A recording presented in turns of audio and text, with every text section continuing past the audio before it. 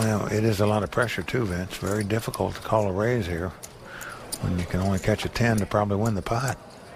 Jonathan's wife, Linda, sweating him on.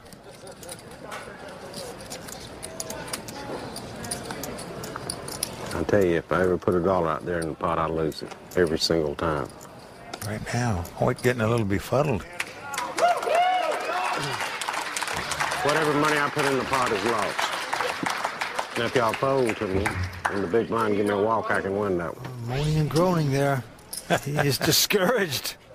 Jonathan Cantor taking down that pot, and here's his wife Linda in the audience. Hopped on a plane this morning, got here about an hour before the tournament started. Of course, I have to be here with my husband. This is a dream come true for him. He really enjoys the competitive nature, and he's learning so much. He said, I just keep learning. Every time I play with these guys, I just keep learning and keep learning. She says he's learning and learning, but right now he's doing the teaching here, Vince. He is the main man at this table with the chip lead. All right, back to this hand, Jerry. With an ace-king, gonna raise. Makes it 80,000 into Hoyt. Well, Hoyt's played about every hand. This three-handed game has yet to win a pot, so he's going to set one out here as he folds the queen 3. Into Jonathan. He's got a little suited connector. 4-5 of hearts. Call. He's going to speculate. Vince, he's been very frisky so far. Playing short-handed here, no doubt about it. Calling raises, this time with a 5-4. Let's go to the flop. Nice one for Jerry. Hits the kings. Now it's come king 7-7. Jonathan quickly checks, and, you know, he's going to try to disguise his hand. Jerry is. He checks as well. And now the queen comes off. Well, will Jonathan take a stab at it? He doesn't hear as he checks. The youngster now is going to bet 110,000. Got to come out of the bushes and get some money out of this. Now Jonathan looking back at his hand. Jonathan, you have the 5-4 of hearts, my friend.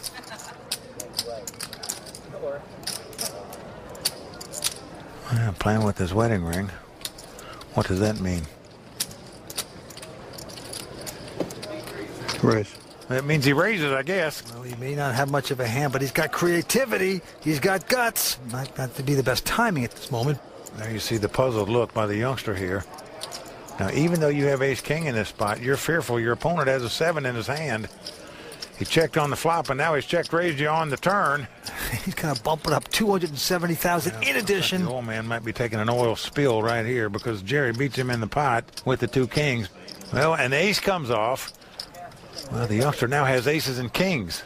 Jonathan said, look, I took my stab at this pot. So he is virtually waving the flag right here.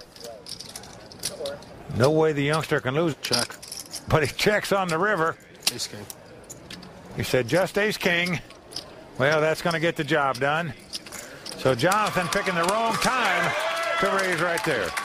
Jerry Bird seemed very happy at that. All his buddies from Rochester, New York. And with that pot, Jerry once again takes the chip lead. He's up to 2.7 million in chips. Majored in biological engineering at Cornell University. So a bright kid. And he is going to raise it on the button here, 80,000 with the 10-8 offsuit. Hoyt Corkins quickly folding, but Jonathan wants revenge. He's got king 7, makes the call. Well, Vince, you got to say these guys are playing. They're fighting for the pots for sure. Well, flop comes 10-9-4. Jerry is flop top pair here, but it's Jonathan who's reaching for chips to do the betting. Starting to steam off here a little bit. Well, Vince, he took a bluffing pill a minute ago. Certainly a playing pill because he's playing every hand in every pot now. Bet 130. Well, he's going to make the call. To the discomfort of Jonathan Cantor. Turn card's a queen of spades. Well, that no help to either player. Does give Jonathan a gut shot straight draw. He checks. Jerry going to check behind him.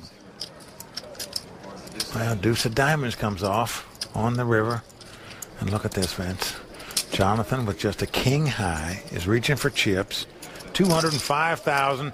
And there you see the disgust in Jerry's face right now, thinking his 2 10s are beat. So weird. Jonathan's going to try to bully through the young guy. He's afraid his opponent Got queen, jack, king, queen, 2 pair. Yeah.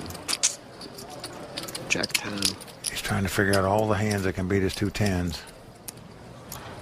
But as we can see, Jonathan has absolutely nothing. Like Jack 10, King 10.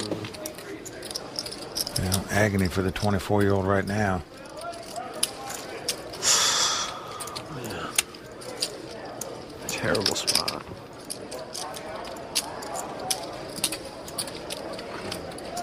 I don't know if you've ever bluffed me. Well, the interesting thing is the perception of Jonathan Cantor early on was so tight and solid. Perhaps this will work. Little do they know this guy has changed gears before our very eyes. Well, we talk about changing gears. He gonna has work. stripped gears, Vince. Certainly bluffs him there. Show one. I'm using my one time. You want to see it? I want one time. You want to see it? My one time. Oh! Listen. That just adds to the pain, doesn't it, Vince? Salt in the wound there. You made one bluff. Will the bluffing continue here at Beau Rivage? We will see when we return on the World Poker Tour. The money's the least of my concerns. I'm playing for the title. The talk and all the gamesmanship between people gets me amped up and makes it exciting for me. Jonathan Cantor. Welcome back to the World Poker Tour. We're at the Southern Poker Championship at the beautiful Beau Rivage. Three-handed poker continues. There you heard Jonathan Cantor say it's not about the money to him, it's about the title. You have to believe that when he flies his wife in on the private jet. All right, to the table we go. Action on young Jerry, and he quickly folds. And now Hoyt Corkins with an ace deuce is going to raise. Well, makes it 110,000 to go.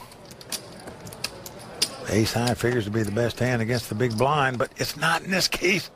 The oil man struck oil again. 2 kings here. A gigantic hand. Raise. And he announces raise. Well, Hoyt made it 110,000 to go. Let's see how much Jonathan's going to make it.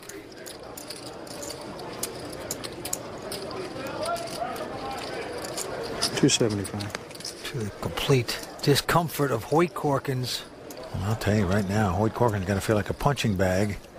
Certainly in this three-handed game. He had the chip lead, and now he's down to a distant third. These guys have just been pounding on him. And Vince Hoyt's the kind of guy that liable to just make a stand and gamble here. He's trying to get a reaction. He smiles, but he gets a snarl back from